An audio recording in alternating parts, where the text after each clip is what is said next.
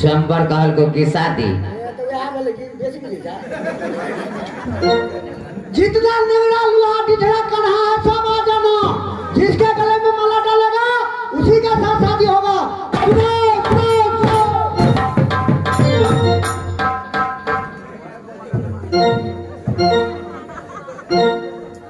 बड़ा बजे से नहीं हमारा बेटा बज गए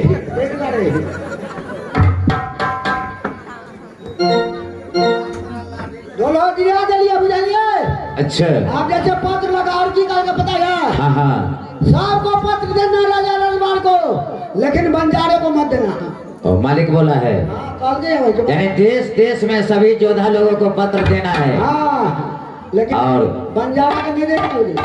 वो तो खाली तो जंगल में रहे छे ना, काली तो जंगल बड़ी दूर छे ना।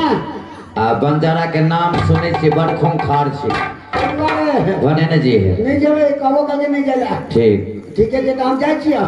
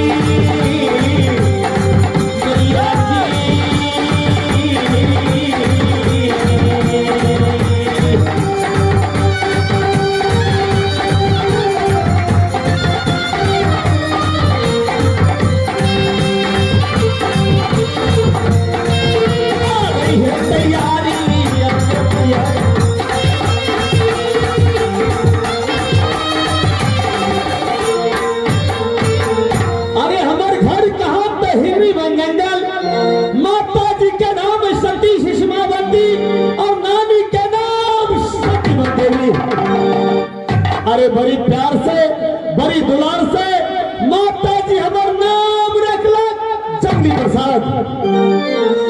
गरीब के हो बेटा हम लगी हो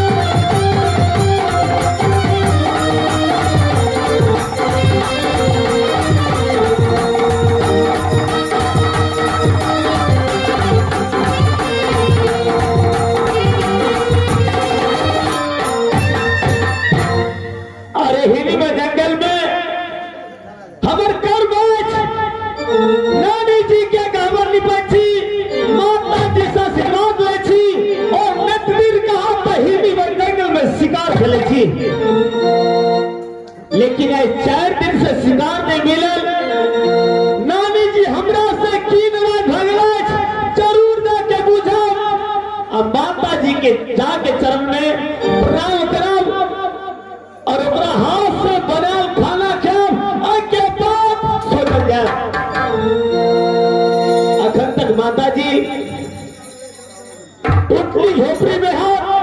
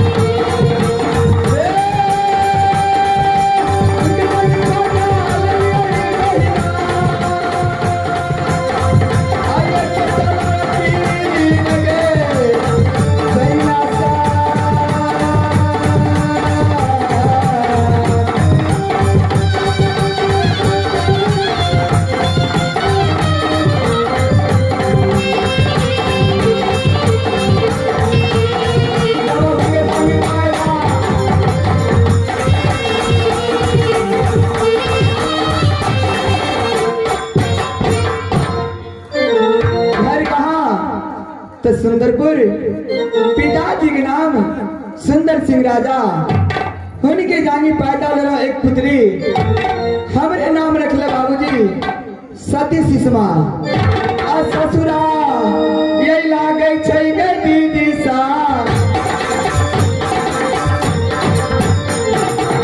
निर्गुणपुरा नगर में हमार ससुरा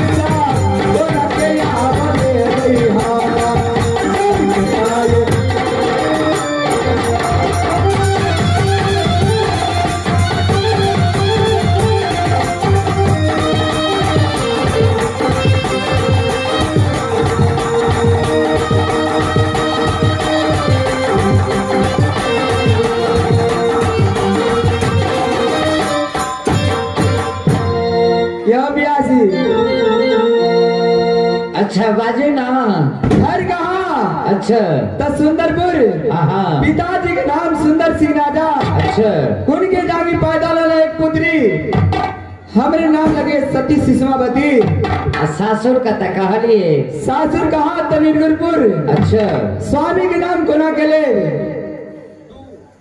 व्यासी एक समय की बात है अच्छा स्वामीनाथ हमारे से बात केला है सती जे 2 घंटे के छुट्टी दिया ताकि हम जाब शिकार खेले के वास्ते यानी आहा के स्वामी जी निर्गुणपुर में हाँ प्यासी स्वामी के कतबो मानो ना कतबो कहला समझौला स्वामी बात नहीं मानला शिकार खेले के लिए चल गए अच्छा जब शिकार खेल के आयल हम कहले स्वामी हमारा लेल कोनो खिलौना लोनो किनो अहा कहले हे सती अहा के लेल बहुत सुंदर खिलौना लोना जखन हम चंदन बिस्तर में गेला अच्छा तो ओ जे सुगा ने छाल आ सतीना